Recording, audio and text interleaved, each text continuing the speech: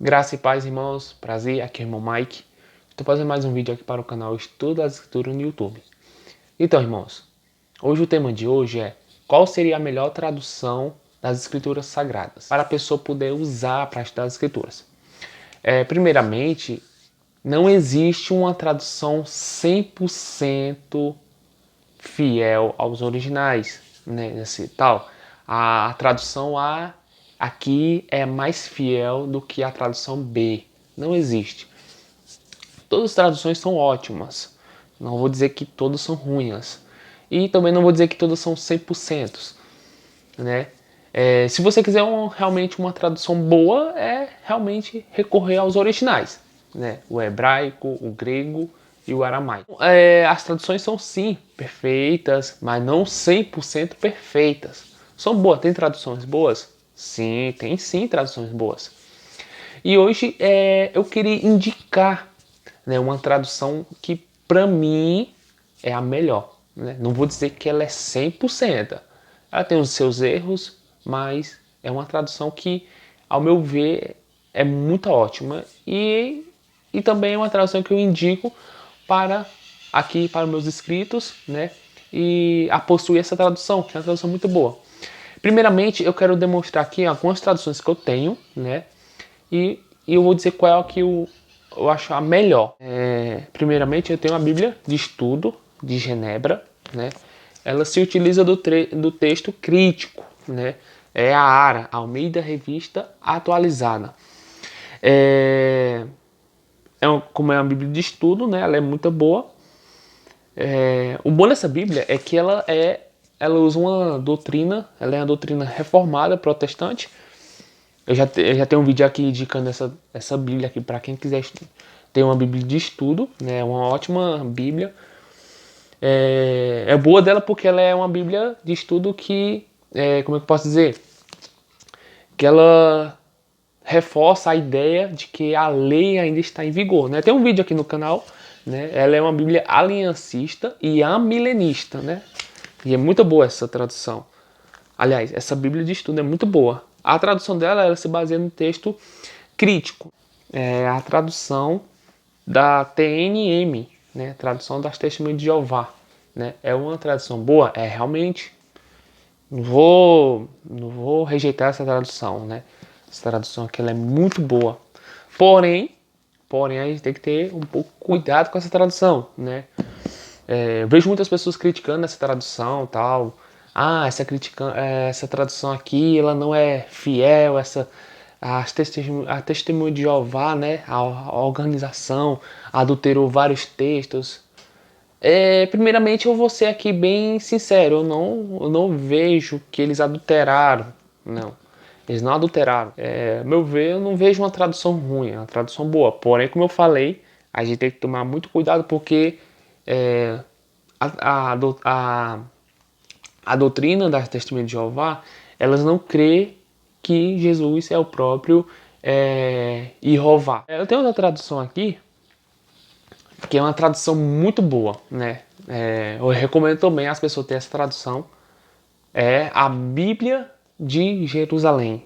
É uma Bíblia muito boa, né? A tradução dela, né? Tem algumas passagens que até para mim eu vejo que os tradutores foram muito bons nessa tradução. Por exemplo, a palavra inferno. Nos originais, a palavra inferno ela não consta nos originais, tanto no hebraico como no grego. Né? As palavras para inferno no hebraico é Sheol, que significa sepultura, realmente. Pode significar também várias coisas, cova, um buraco. E já no grego também, a palavra para inferno foi traduzida como Hades, que traz os mesmos sentidos, as mesmas conotações da palavra hebraica Sheol, que significamente tem um significado de sepultura, igualzinho, né? E essa tradução aqui foi muito boa também. Apesar que ela se baseia no texto eclético. Ao meu ver, parece que o texto eclético é uma mistura entre o texto crítico com o texto recebido, né, o texto receptus. E é boa também a tradução. Eu acabei esquecendo de falar, a tradução das Testemunhas de Jeová também se baseia no texto crítico, né? É uma Bíblia muito boa, né? E recomendo. Eu tenho a ACF. Essa tradução aqui é uma tradução muito boa. Não vou dizer que ela é 100%. Eu quero deixar uma questão. Seguinte. Olha só. Ela se utiliza do texto receptor, né? Texto recebido. Por que eu digo que essa tradução aqui, a ACF, a Almeida Corrigida Fiel, é uma tradução boa? Por um exemplo. Se você pegar essas outras traduções, eu vou pegar aqui a principal. A Almeida Revista Atualizada. Olha só por que eu digo que a ACF é uma tradução muito boa. Olha só. Se você abrir ali em Lucas, capítulo 2, olha só o que diz Lucas, capítulo 2. Fala do nascimento de Jesus. Olha só no capítulo 2, verso 22. Olha só o que diz. Passados os dias da purificação deles, segundo a lei de Moisés, levaram-no a Jerusalém para apresentarem ao Senhor, conforme o que está escrito na lei do Senhor.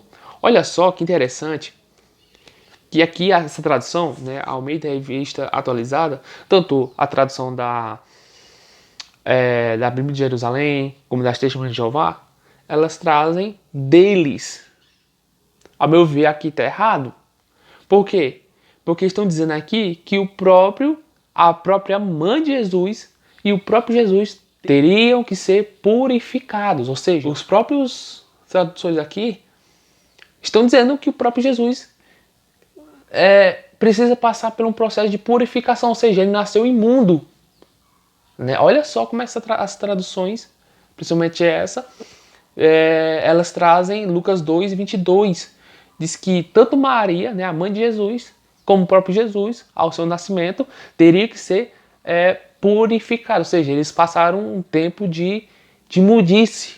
Ou seja, estão dizendo que o próprio Jesus Cristo teve um processo de vida ali por imundice, né? Que ele precisaria passar por um processo de purificação. Ou seja, isso aqui está indo contra a lei, né? Se você analisar, está indo contra a Torá. Por que diz a Torá? Quem deveria ser purificado? Era a mãe, ou era a criança, ou ambos? O que diz lá em Levítico, capítulo 12. Disse mais o Senhor a Moisés: fala aos filhos de Israel, se uma mulher conceber e tiver um menino, será imunda 7 dias. Como nos dias de sua menstruação, será imunda. E no 8º dia, se considerará o menino a carne do seu prepúcio. Ou seja, quem deveria passar por um processo de purificação era a mulher e não a criança. E veja que aqui Lucas diz que tanto a mãe como o próprio menino, né, Jesus, precisaria passar por um processo de purificação. Ou seja, olha só como eles colocam o próprio Jesus Cristo como criança passando por um processo de purificação. Ou seja, Jesus não era santo. Então ele teve um processo de purificação, ou seja, ele era imundo. Mas na Torá, na lei, diz que quem deveria passar por um processo de purificação era a mulher, era a mãe e não a criança. Por isso que na ACF, olha só como eles traduziram. Lucas capítulo 2, verso 22. E cumprindo-se os dias da purificação dela, segundo a lei de Moisés, levaram a Jerusalém para apresentar ao Senhor. Olha só como a ACF traduziu, né? Ela colocou quem deveria passar pelo processo de purificação era a mulher, a mãe, e não a criança. Já nas demais traduções, coloca eles ou deles, ou seja, incluindo o próprio Jesus Cristo como algo impuro, né? Olha só. Então, para mim, isso aqui foi um equívoco dessa tradução. Aliás, das outras traduções. Porque a ACF traduz de uma maneira que traz um entendimento, né? Porque se a gente for na lei, na Torá, em Levítico capítulo 12, quem deveria ser purificado era a mãe. por 7 dias e não a criança. Então, irmãos, outra passagem que eu acho bem interessante é Apocalipse, capítulo 22, verso 14. Olha só como as outras versões traduziram. Bem-aventurados aqueles que lavaram as suas vestiduras no sangue do Cordeiro, para que lhe assista o direito à árvore da vida e entre na cidade pelas portas. Como a Asaf trouxe essa passagem. Apocalipse 22, 14. Bem-aventurados aqueles que guardam os seus mandamentos. Olha só como foi que a Asaf traduziu Apocalipse 22, 14. Ou seja, trazendo um entendimento melhor que quem vai comer da árvore da vida é para aqueles que guardam os mandamentos do Eterno. Eu não descarto a possibilidade de que lavar as vestiduras é algo que traz santidade, ou seja, obediência, né? Também não descarta essa possibilidade. Porém, na Asaf foi a melhor tradução nessa questão de Apocalipse 22, 14. Então, irmãos, ao meu ver, né, aqui, todas as traduções são boas. Não vou dizer que existe uma 100% fiel, né, que não tem erros. Todos têm seus erros. Algumas traduções, né, ali em alguns textos, né, algumas palavras têm um errozinho. Porém, ao meu ver, eu como crente recomendo essa tradução da ACF. Né? É uma tradução muito boa. Não vou dizer que ela é 100%, né? 100%, mas é uma que chega um pouquinho a mais perto dos originais. E essa é a minha indicação de uma Bíblia muito boa. Qual seria a melhor tradução? Para mim, a ACF. Não dizendo que ela é 100% fiel, mas seria a melhor. Então, irmãos, fica aqui mais este vídeo aqui para o canal Estuda a Escritura. Fica na Shalom nosso Eterno. Amém.